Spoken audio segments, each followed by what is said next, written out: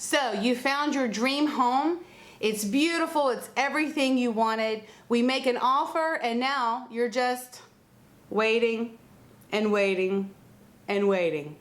What happens when you're a buyer and you're waiting on your offer to be accepted or countered? I'm going to talk about that today. Let's get started. Hey everyone, my name is Jamey Prezzi. I'm a real estate agent in Miami and Miami Beach. And today I'm going to talk to you about what you should expect when you're making an offer on a home in our area.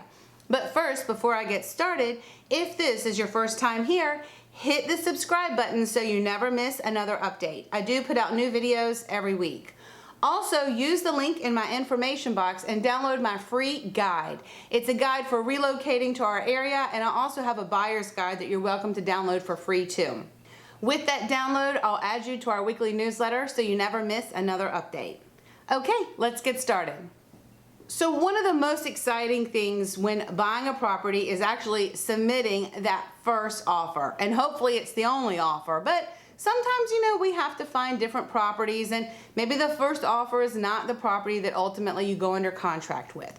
But that is so exciting, submitting that first offer. And I know buyers get so excited and nervous and anxious, but it's just important to know this, that when you turn in that offer and you're waiting and waiting and waiting for the seller to get back to you, just because they don't respond super fast does not mean that they are not interested. Sometimes it can take a day or so for us to work through an offer or even a counter offer, get a counter offer back. Sometimes it can take us more time. One of our most recent transactions took over a month to go back and forth with the buyer and seller to make sure that we could get everyone into a contract that they were happy accepting.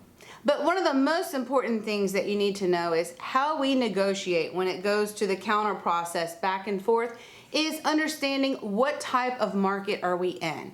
We work from South Miami into parts of Broward, and within all of those neighborhoods there are many different types of homes and there are many different markets. Some markets are very heavy buyers markets, and that means you have more opportunity, more properties to choose from, less competition, and typically a lot more room to negotiate with a seller.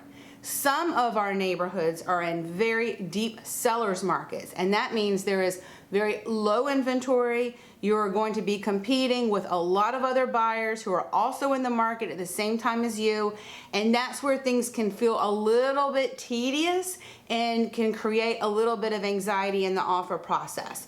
But we just have to go over it with a clear mind and understand what to expect, and also explain to you as your buyer's agent what to expect so that we can counter through the process and ultimately get the offer accepted.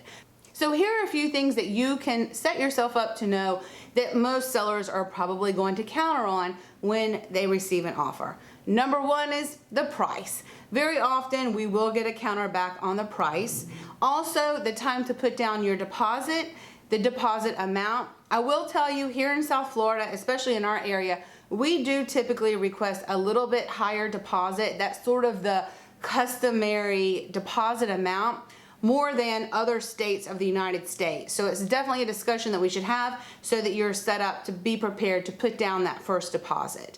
So a lot of times the deposits will get countered. The time to close, the inspection period often gets countered. And then sometimes there's some other little details that are added onto a back section of the contract, and sometimes some sellers will counter those details. Where you need to be very careful, and this is very important because in our area you do not have to use a real estate attorney to do a real estate transaction. However, we recommend that our buyers and sellers always use real estate attorneys. That's another discussion that we can have.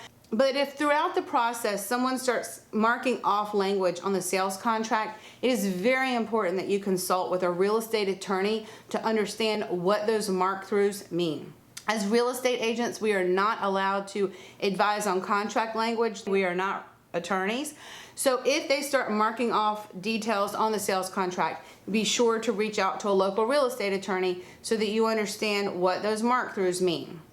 The biggest thing to know is that very often buyers will say to me, they have to respond within a certain time frame. I will tell you, they do not. They don't have to respond at all. But by putting together a really good offer in a very professional way, and one that makes sense for that neighborhood, and one that shows you as a very good buyer, a very qualified buyer, we ultimately get pretty good responses and within a decent time frame for most of our buyers' expectations. There is a lot to know about countering back and forth with an offer with a seller, and ultimately it depends on the seller and the seller's agent and the expectations that they have set, sort of what the seller needs to accomplish with this sale, and what is the market of that neighborhood today. If you have more questions about making an offer in our area, always feel free to reach out to me. I'd love to be a resource for you, and I will see you soon.